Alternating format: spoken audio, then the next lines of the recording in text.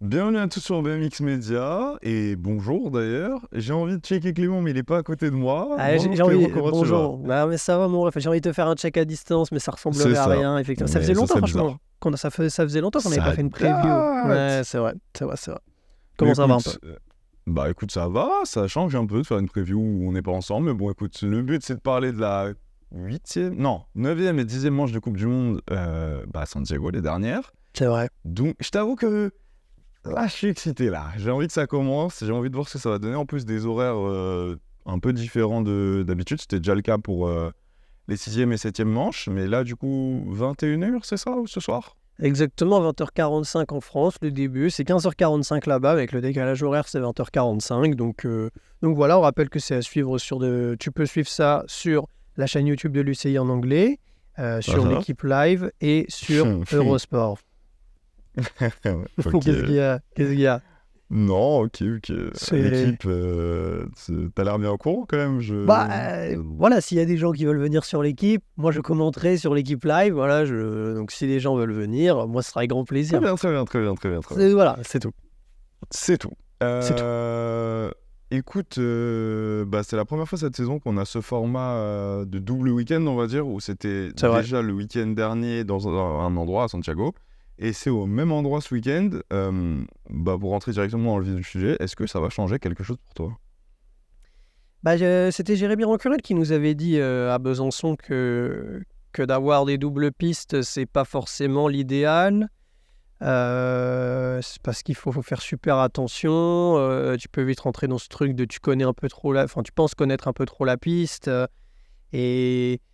Et donc, et puis surtout, ça peut donner un double avantage aux Argentins qui ont été vraiment efficaces la semaine dernière. Donc, je sais pas si je suis vraiment fan personnellement de ce format-là, parce que j'ai quand même, là vraiment, on a vu la semaine dernière que les Argentins, voilà, ils connaissent vraiment cette piste, ils sont vraiment meilleurs que d'habitude, clairement.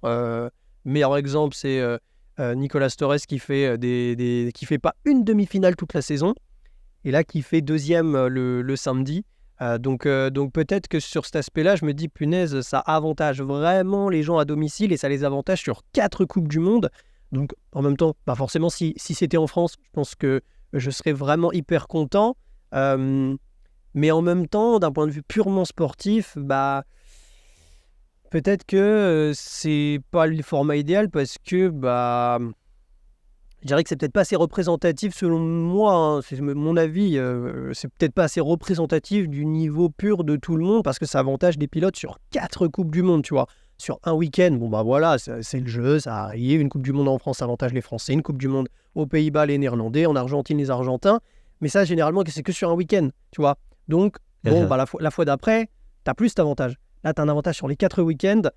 Peut-être que c'est un petit peu trop, puis même d'un point de vue spectacle, moi j'aime bien en tant que fan découvrir d'autres pistes, découvrir de nouveaux lieux, donc je sais pas si je suis le plus grand fan, j'avoue, de ces 4 épreuves, 2 week-ends de course. Après c'est comme ça, hein, et on va voir comment ça se passe. Après, moi, je t'avoue que je suis un peu partagé, parce que dans le fond, je suis d'accord avec toi que je trouve ça dommageable. Tu sais, il y a dimanche de Coupe du Monde, ça fait normalement 5 week-ends, 5 pays, 5 pistes, ça permet toujours d'avoir des paramètres différents, etc. Mais d'un autre côté, je suis curieux. Surtout sur une année comme on est en train de la vivre. On en parlera après dans les attentes, mais on n'a que 4 pilotes qui ont gagné. J'ai hâte de voir si ça va vraiment changer quelque chose.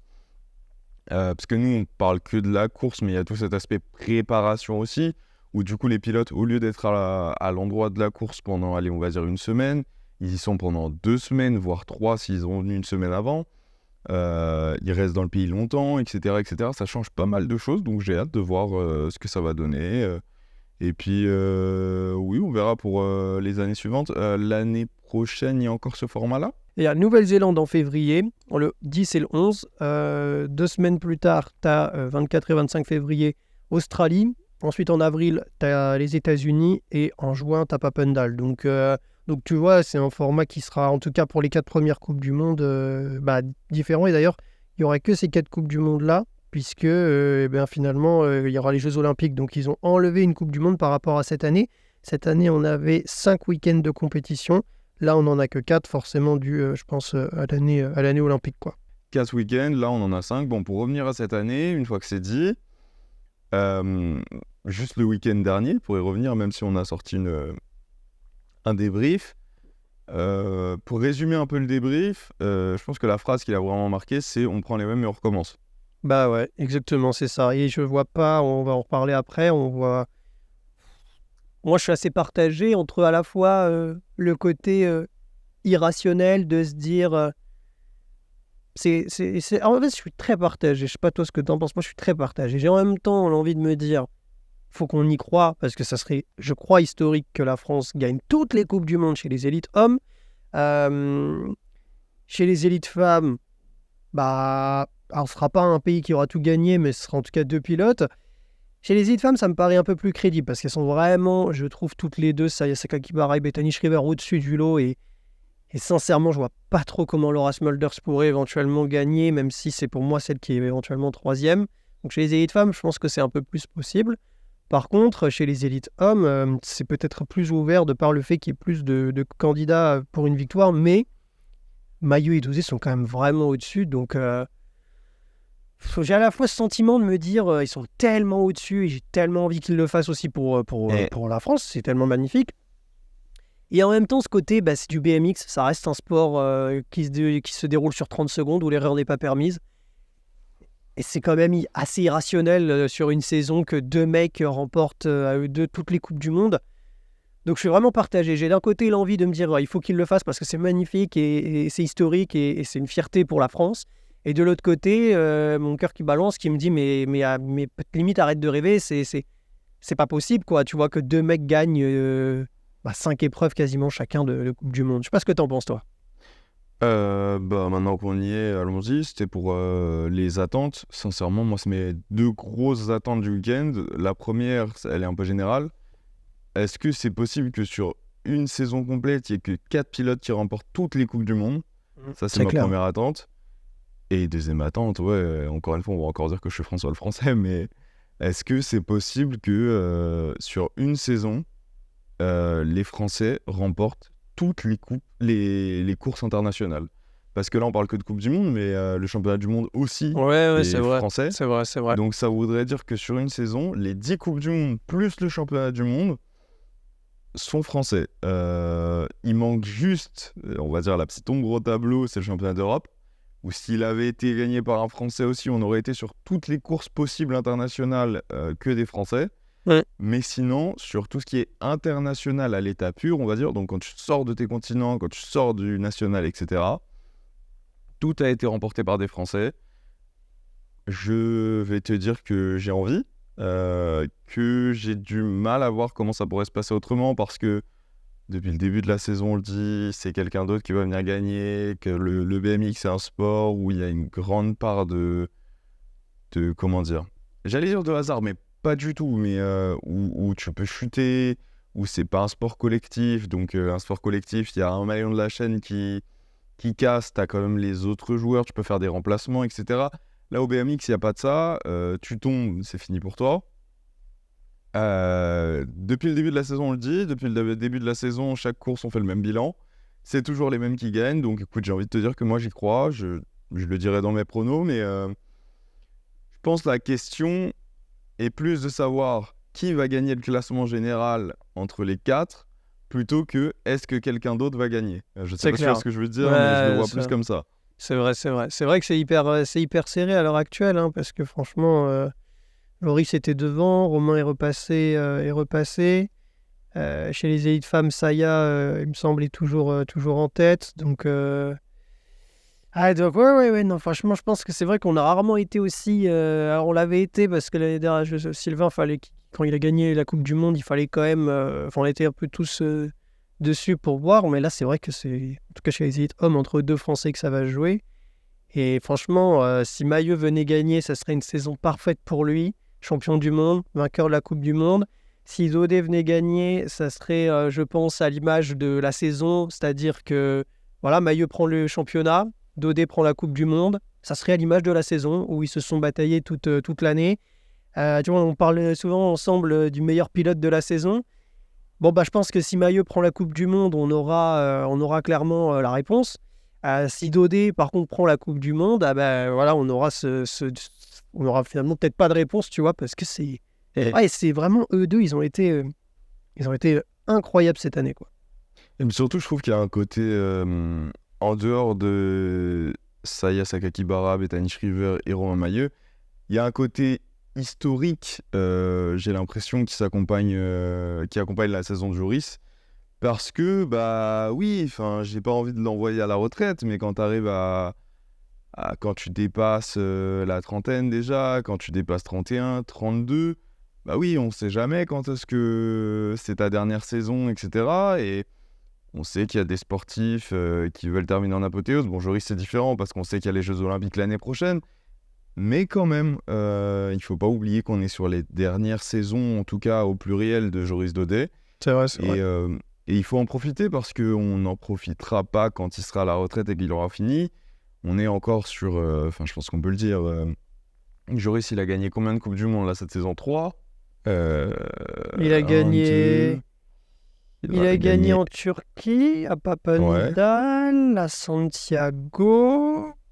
Non, il a gagné. Non, il a pas gagné à Santiago, il fait 2. Non, à Sarajevo. Ah oui, pardon, il a gagné à Sarajevo. Oui, pardon, excuse-moi, oui, il a gagné à Sarajevo. Ça fait 3, du coup. Ça fait 3. Et Mailleux a gagné en Turquie, à Papendal et à Santiago. 2 fois. Du coup, ça fait 4. 2 fois. Donc il en a 4. 4, 5, 6, 7. Oui, c'est ça, parce qu'il y en a une qui a été annulée. Exactement. C'est ça. Mais oui, il faut profiter parce que il faut pas se leurrer. Gagner 3 Coupes du Monde sur une saison, là, ils nous font passer ça pour quelque chose de normal. Mais gagner 3 Coupes du Monde sur une saison, c'est quand même assez légendaire.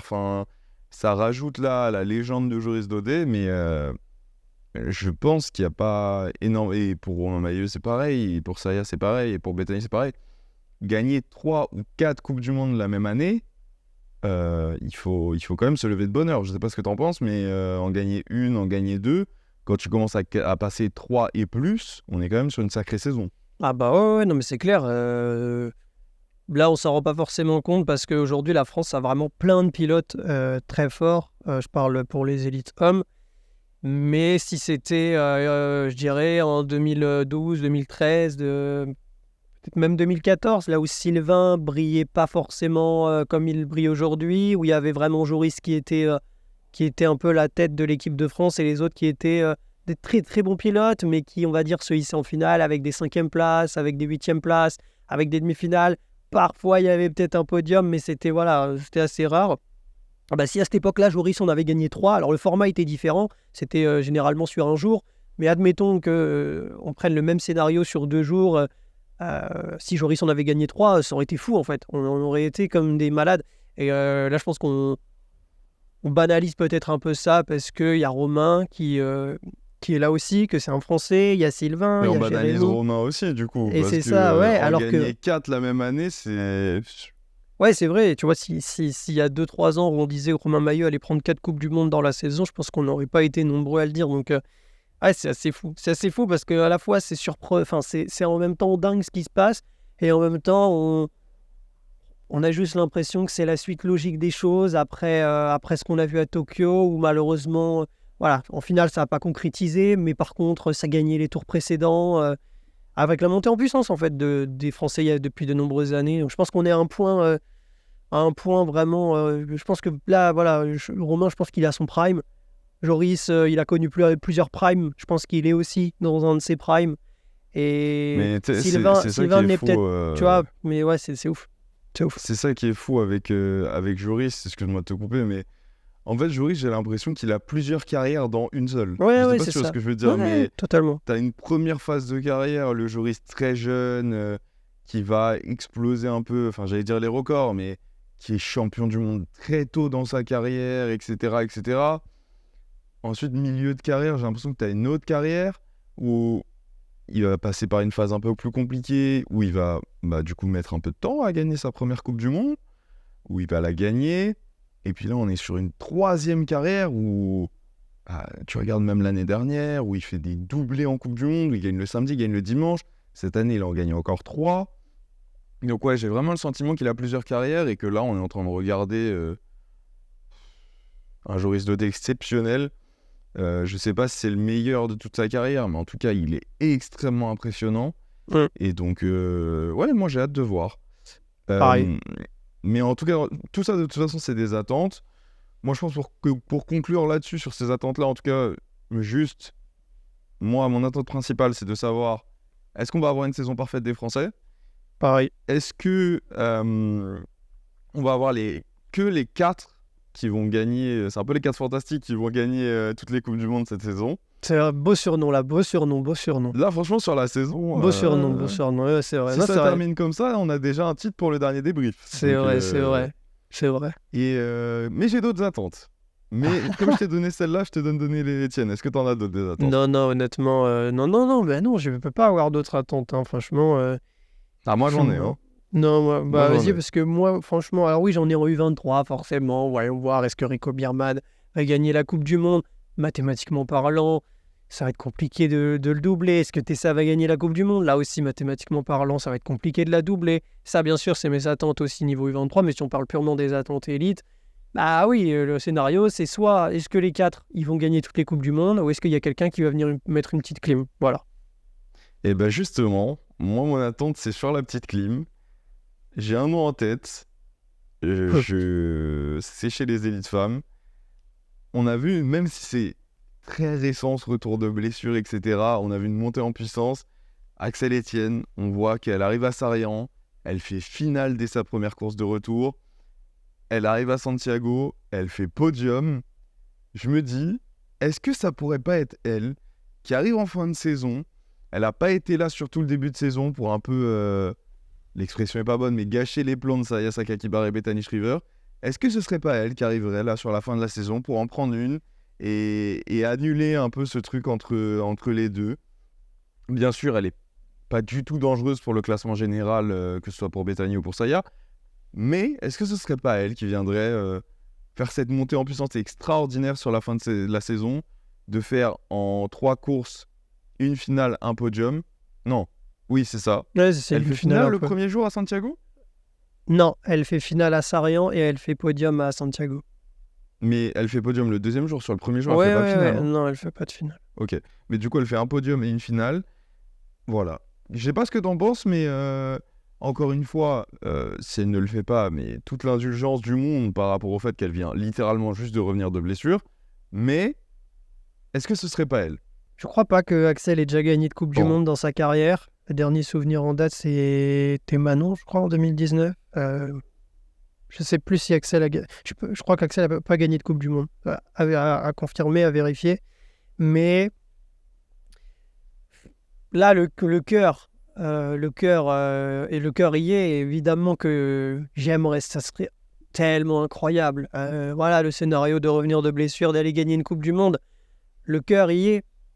Après, la raison me fait dire quand même que j'ai l'impression que franchement, Saya et Bethany sont vraiment au-dessus. C'est-à-dire que même si elle arrive à en prendre une des deux, ce qui a failli arriver à Santiago, hein, elle a failli prendre Bethany, je pense que l'autre sera quand même au-dessus, tu vois. Donc en fait, Ouais. je dirais que je pense qu'Axel, elle va se battre, mais contre une armée 2 fois plus forte, une armée qui est aussi bien équipée qu'elle, voire peut-être un peu mieux, et qui en fait va être double. Donc j'ai l'impression que, en fait, même si elle arrive à en prendre une, il y aura toujours l'autre qui sera là pour être un peu devant. Donc j'ai peut-être l'impression que, voilà, honnêtement, pour moi, les deux, Saya et Bethany, sont vraiment au-dessus.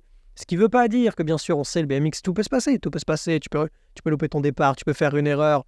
Mais voilà, moi, c'est la raison, tu vois. Et après, par contre, bah oui, forcément, si ça arrivait, ce serait incroyable et ce serait magnifique. Mais la raison me fait dire qu'aujourd'hui, si j'en vois une éventuellement aller les titiller, c'est peut-être Laura Smulders de mon côté, mais même pas, tu vois, parce que là j'ai fait mes pronos et Laura Smulders, je l'ai pas mis devant, quoi. Oui, bah écoute, je suis d'accord avec toi par rapport à Laura, mais je sais pas. En fait, la saison paraît tellement irrationnelle côté français et cette saison a l'air tellement française. Tu sais, dans des années, quand on reparlera de la saison 2023, Oui, bien sûr. que ce soit Tessa qui, normalement, va gagner le classement, cette saison extraordinaire en élite homme où, en fait, il laisse rien à personne. Je trouve que ça serait un peu la cerise sur le gâteau d'aller chercher cette Coupe du Monde chez les femmes. Donc, écoute, je me dis que j'ai envie d'y croire, mais je suis plutôt d'accord avec toi que ça va être compliqué. Ça, c'est ma première attente. Et ensuite, comme tu disais, c'est un peu des attentes, j'ai pas envie de dire secondaires, mais c'est pas en élite, donc c'est autre chose. Est-ce que Thomas Matorano peut en reprendre une? Ça, c'est une vraie question. C'est vrai, c'est vrai. Oui, je pense. Il a toutes les armes pour. Hein. Il a toutes les armes pour. Il a gagné la semaine dernière. Il est chez lui. Il est très bon sur la piste. Ça a l'air d'être un garçon qui a une certaine maturité. Bah ouais, franchement, il peut aller en gagner une. Oui. Il fait premier et deuxième la semaine dernière. Donc, est-ce qu'il peut en reprendre une? Oh, 1, 2, 3. Oh que oui, en fait, tout simplement. Oui, mais c'est surtout que ça serait fou de voir, pareil, encore une fois, un junior 1 gagner 2, voire 3 Coupes du Monde s'il prend les 2 dernières, quoi. Ça serait C'est vraiment clair. extraordinaire. C'est clair. Par rapport aux attentes, moi j'ai un peu tout dit. Moi T'as aussi. parlé de Tessa, t'as parlé de Rico, t'as parlé de Matteo, même si c'est très léger parce qu'on a l'impression que c'est un peu joué en fait. Même si Ouais. c'est un peu plus serré, j'ai l'impression du côté de Rico que du côté de Tessa. Tessa, où elle a vraiment beaucoup d'avance.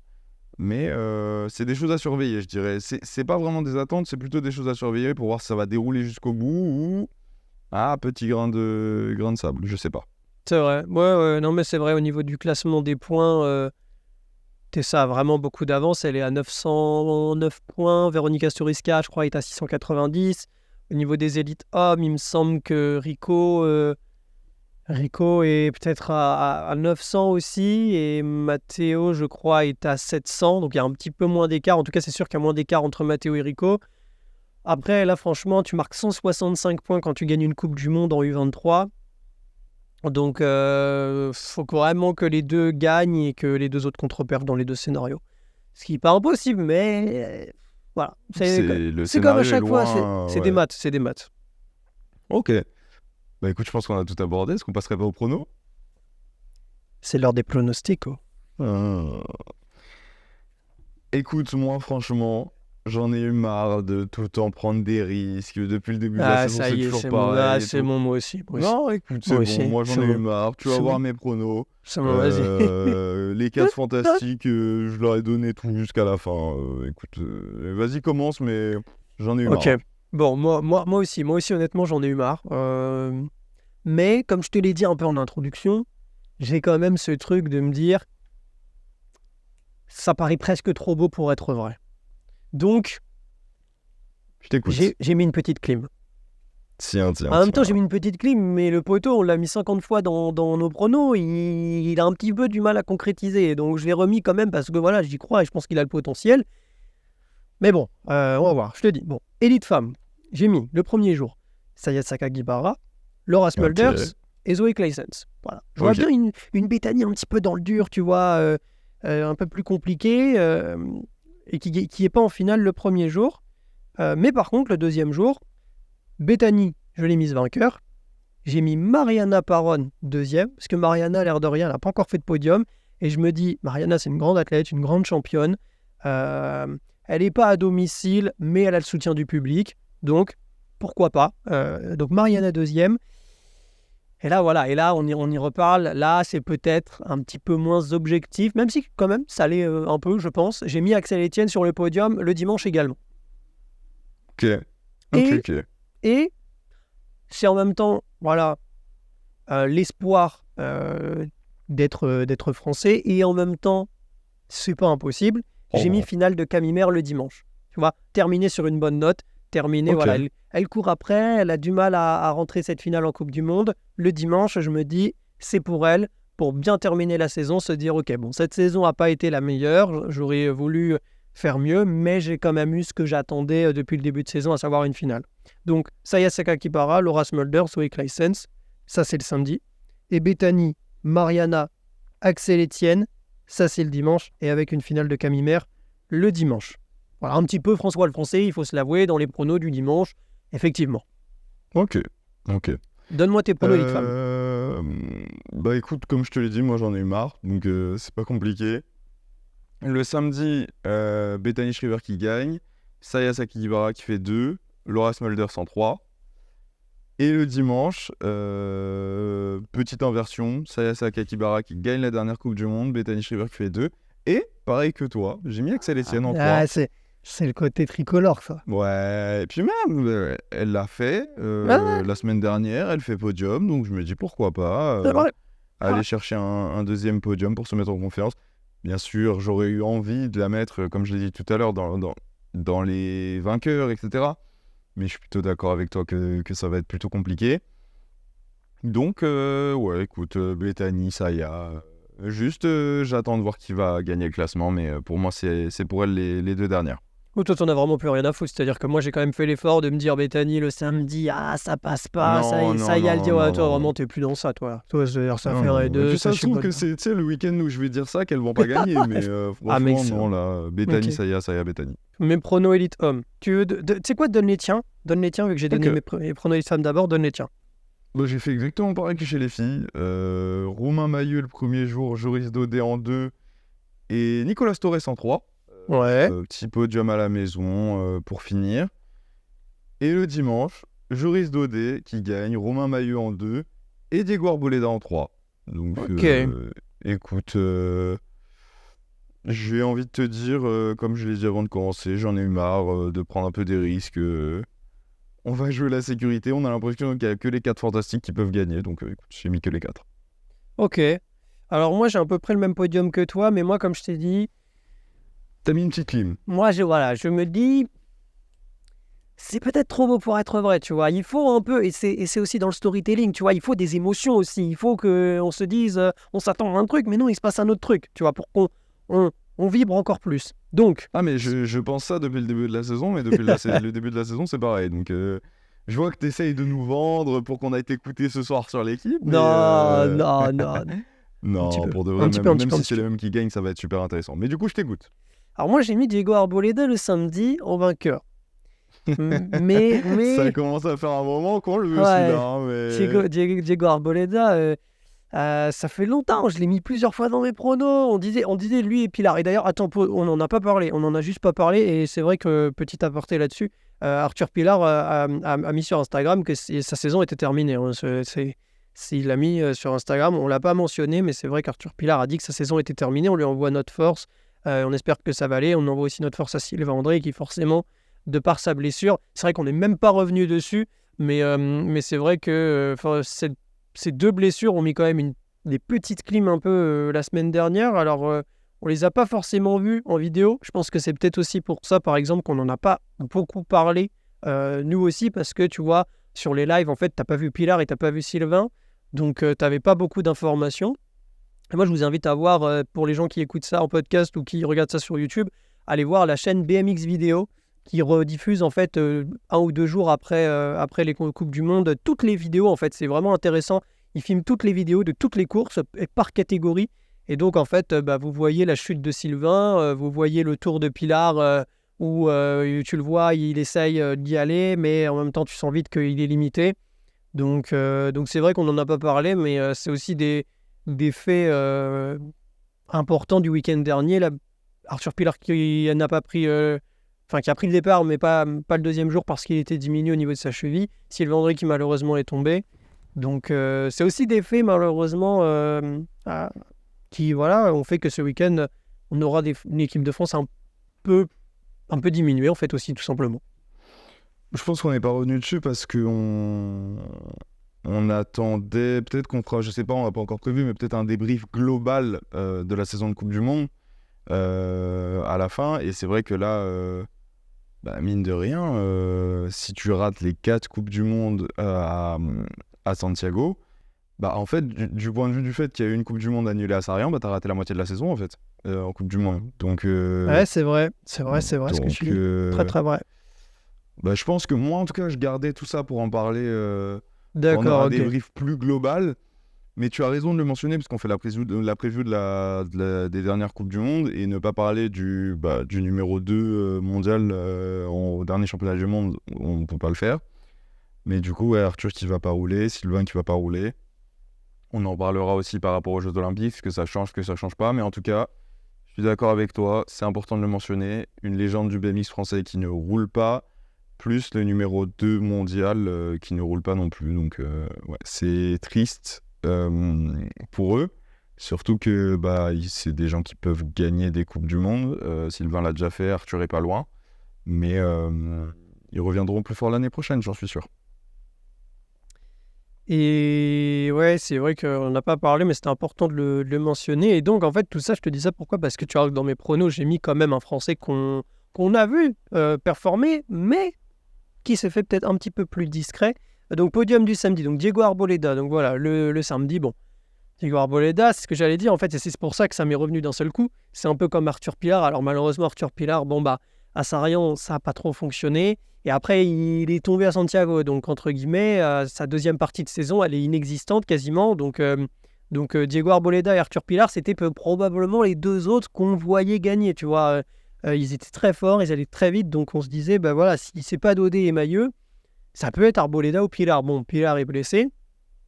Arboleda n'est pas blessé, mais Arboleda a un peu de mal à concrétiser. Et donc, je me dis, c'est un peu comme Camimmer que j'ai cité chez les élites femmes, ça serait peut-être pour lui aussi une bonne fin de saison de se dire, bon, j'ai couru après depuis le début d'année, je l'ai enfin eu en fin de saison, et en plus de ça, je suis le seul qui n'est pas tricolore à avoir gagné. Voilà pourquoi je mets Diego Arboleda le samedi en vainqueur. Joris Dodé, bon, le classique, deuxième. Et Nicolas Torres, moi aussi, je le mets troisième. Impressionnant le week-end dernier, très fort dans les virages, arrive à doubler. Il gagne sa demi devant Joris Dodé le premier jour. Donc à surveiller, je ne le vois peut-être pas gagner. Parce que quand même Dodé et Maillot sont très très forts. Diego aussi, puisque je l'ai mis premier. Donc voilà, Diego Arboleda, Joris Dodé, Nicolas Torres, c'est mon podium du samedi. Pas de Romain Maillot? Non. Ok. Mais tu fais une très bonne passe décisive, puisque Romain Maillot, je l'ai mis vainqueur le dimanche. Ok. Parce que, voilà, Maillot fait une saison hors norme, et donc il est quand même au-dessus, et donc je le vois bien gagner le dimanche. Je le vois bien un peu, voilà, le samedi, pas forcément ses attentes. Par contre, le dimanche, voilà, pour la dernière, il vient conclure, il vient nous montrer encore une fois que les gars, voilà, je suis au-dessus cette année. Donc, Romain Maillot vainqueur. Dodé deuxième. Dodé 2 fois deuxième. C'est un petit risque parce que Dodé, on sait qu'il est très, très, très, très en forme, qu'il gagne très, très, très souvent. Donc, de le mettre 2 fois deuxième, voilà, c'est je pense qu'il faut le faire. Donc, je l'ai mis 2 fois deuxième. Et François le Français, je suis obligé pour le dernier podium de cette Coupe du Monde. Et là, ne me parlez pas d'objectivité puisque, bien évidemment, c'est le cœur qui parle. Jérémy Rancurel, troisième. Tiens. Voilà, Jérémy Rancurel, troisième. Pourquoi? Parce que, je vois, j'aurais pu mettre d'autres Français, mais j'ai mis Rancurel. Pourquoi? J'ai mis Rancurel parce que la semaine dernière, c'est vrai que c'était pas forcément son meilleur week-end en Coupe du Monde. Si, bon, voilà, c'était pas le pire non plus. Après sa carrière, en même temps, c'était peut-être un peu compliqué de faire pire. Mais Rancurel, j'ai vu des très bons tours de lui, justement en regardant les vidéos de BMX Vidéo sur YouTube. J'ai vu des très bons tours de lui. J'ai vu notamment un tour où il arrive à doubler Kai White dans le dernier virage, il me semble, où il lui fait un extérieur-intérieur. Et donc, et en fait, à ce moment-là, tu vois que quand il le double après en dernière ligne droite, voilà, je sais pas, tu vois, il avait, comme on dit, la grinta, il avait l'envie. Donc, quand j'ai vu ça, je me suis dit, il y a un potentiel, je pense. Il y a un potentiel où Rancurel, s'il est dans un très bon jour, il peut faire mal. Donc, je pense qu'il pourrait être sur le podium le dimanche. Donc, Diego Arboleda, Joris Dodé, Nicolas Torres, ça c'est mon podium du samedi. Romain Maillot, Joris Dodé et Jérémy Rancurel, ça c'est mon podium du dimanche. Avant de conclure, je pense qu'il serait illégal pour nous de ne pas parler de tous les Français. Puisque, on l'a dit, c'est une saison un peu qui a une saveur tricolore. La saison, elle est un peu bleue. Est-ce que ce serait pas beau que Romain Maillet, Léo Garoyan, Eddy Clerté fassent encore une finale avec beaucoup de Français? Encore une fois, il nous manque Arthur Pilar, il nous manque Sylvain André. Est-ce qu'on ne serait pas, avant la fin de la saison, comme à Glasgow, comme à Sarayan, une dernière finale, pas 100% française, mais très, très française et très bleue? Je sais pas ce que t'en penses, mais ça serait vraiment beau et c'est possible en plus. Non, moi j'aime pas. Moi j'aime pas. Moi j'aime pas. Ben non, franchement j'avais pas envie que ça arrive. Non, bah oui. Non, en fait oui, bien évidemment que oui. On va pas dire non, c'est impossible. Mais Sarayan, j'ai quand même le sentiment que c'était magique. C'est-à-dire que j'ai quand même le sentiment que c'était spécial. On était en France, il y avait le public, mais il y a eu tout Glasgow, était réuni. Il y a eu Glasgow, c'était pareil. Il y a eu Glasgow aussi. Ouais, c'est vrai, mais j'ai quand même l'impression que c'était très spécial et je sais pas, j'ai l'impression, et en même temps, tu vois, c'est aussi ça qui fait la magie des événements comme on a vécu à Sarian, c'est-à-dire que ça arrive une fois C'est un tous peu hors les... du temps, ouais. c'est hors du temps, et si on banalise un peu ça, c'est peut-être se mentir à soi-même. Alors oui, bien sûr, je serai le premier heureux de voir une finale avec Dodé, Mailleux, Clarté, Garoyan, Maillet, Rancurel. Je serai vraiment le plus heureux du monde et c'est ce qu'on leur souhaite. Mais en même temps, c'est quand même... le BMX est un sport quand même parfois aléatoire dans la mesure où parfois, voilà... c'est pas toujours les meilleurs qui gagnent, c'est pas toujours les meilleurs qui vont en finale. Nicolas Torres est un très bon exemple de jamais de demi-finale cette saison.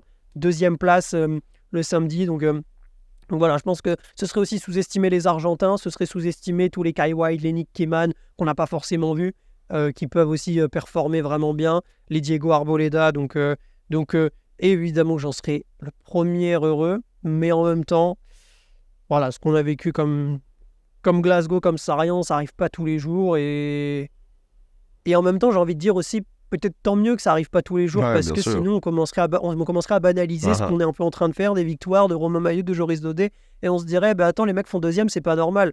Donc en même temps, c'est peut-être ça qui est aussi beau, c'est-à-dire qu'on a des finales quasiment françaises, et bah en fait, c'est juste beau, mais ça arrive une fois tous les 2 ans, 3 ans, 4 ans, et c'est ça qui fait aussi qu'on savoure le moment, tu vois, et qu'à Sarian, il se passe des choses comme on a vu, où il retourne sur la piste, il célèbre et tout le public est en feu. Si ça arrivait à chaque compétition, on n'aurait pas forcément ces joies-là, puisqu'en fait, on serait habitué, tu vois. Ok. Donc, je suis d'accord avec toi, ce serait masterclass, mais en même temps, je suis pas sûr que ça arrive en Argentine, tu vois. Écoute, dernière chose, je le glisse comme ça. Je l'ai pas mis sur les 2 jours, Romain Mailleux, mais déjà, ça m'étonnerait pas qu'il gagne les 2 jours, parce qu'il l'a fait déjà la semaine dernière.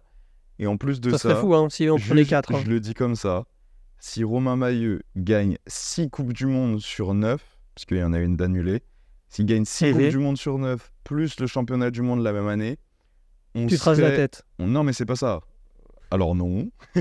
Mais on serait vraiment sur l'une des années les plus légendaires du BMX moderne, en tout cas. J'ai envie de dire du BMX global, mais gagner 6 Coupes du Monde sur 9 et le championnat du monde, faudra se lever de bonne heure. Je pense à Nick Kiman sur son année où il en gagne beaucoup, mais est-ce qu'il est champion du monde la même année? Oui, l'année, voilà. l'année où il gagne à Zolder. Oui, parce qu'après, là, quand il a eu le maillot arc-en-ciel, ça a été compliqué. Il n'a pas gagné de Coupe du Monde. Donc, ouais, c'est cette année-là, oui. Oui, en plus, il était élite première année. Mais c'est pour ça serait vraiment une année extraordinaire, gagner 6 Coupes du Monde sur 9 plus le championnat du monde. Donc, je l'ai pas mis, mais je le souhaite du plus profond de mon cœur parce qu'on aurait l'histoire devant nos yeux et c'est tout ce que j'ai envie de voir. C'est vrai. C'est vrai. Et Bah écoute, on est magnifique, bon 41 minutes. On est bien. Et on est bien. écoute, je nous souhaite à tous un bon dernier week-end de Coupe du Monde cette saison, de bien profiter. Après, on passera sur les indoors, etc., etc. Mais en tout cas, profitons du très, très haut niveau pour la fin de la saison. Et puis, on se retrouve demain ou après-demain pour un débrief. On verra ce qu'il en est. Et, On verra. Peut-être lundi, on verra. Ouais. Et puis après, là, je pense que là, on pourra commencer à ce parfum des Jeux Olympiques. Là, tu vois, on pourra faire un bilan. Voilà, en plus, franchement, là, bilan des Jeux Olympiques, il y a des trucs à dire. Hein, parce qu'avec les blessures de Pilar, de André, je pense qu'il y aura des choses à dire. Donc, mais pendant c'est la après. pause un peu. C'est après. Ah, mais voilà, pour l'instant, on reste focalisé sur Santiago et on souhaite tout le succès du monde au tricolore et on souhaite surtout d'avoir des bons pronos. Parce que la dernière fois, c'était assez catastrophique pour moi. Donc, moi, j'espère avoir des bons pronos cette fois. Allez, on se retrouve pour le débrief après la fin des Coupes du Monde. En attendant, merci à tous de nous suivre sur BMX Media. Toujours comme d'habitude, n'hésitez pas à mettre vos pronostics en commentaire. Et puis, Clément, toi, ce soir sur l'équipe. Et puis nous, on se retrouve à la fin du week-end. Exactement. Pensez à vous abonner si vous êtes sur YouTube. Et si vous êtes sur les plateformes de streaming, vous mettez une petite étoile. Boum, 5 étoiles, ça régale sur Spotify. Et comme ça, on pousse le podcast et comme ça, peut-être qu'il y a des gens un jour qui vont découvrir le BMX grâce à nos vidéos et grâce à nos podcasts et qui pourront commencer, tu vois, ça pourrait être magnifique. À bientôt tout le monde. À plus. Ciao.